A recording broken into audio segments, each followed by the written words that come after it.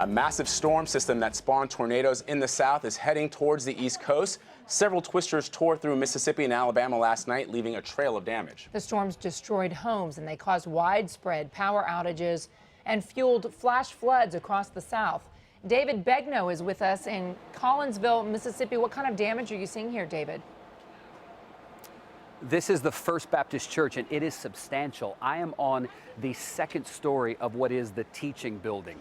Had it hit 24 hours later, today, around this exact time, there would have been a group of children in this classroom when the tornado blew through. The devastation from this building to the next building, which is a gym, is substantial. In fact, every building on this property will likely have to be torn down, we're told.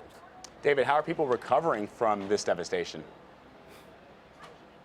Well, I mean, look, they're doing the best they can. Next door, they're actually shoring up the roof of the pastor's home. The pastor was at that home. As I walk around, I'll keep talking. The pastor was inside his home with his son and his wife. There was no one at the church because it was a weekday.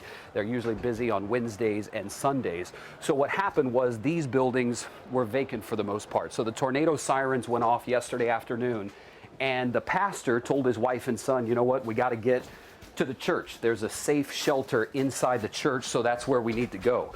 So they took their vehicle, rode around to the front of the church, which is about a 10-second drive, and at that point he parked.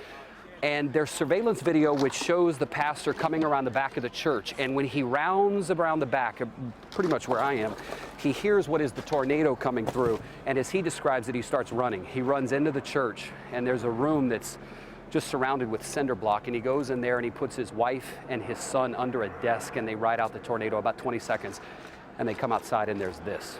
No damage to the room that they were in, but substantial damage to the church. All right, David Begnaud on the ground there in Collinsville, Mississippi for us. David, thank you.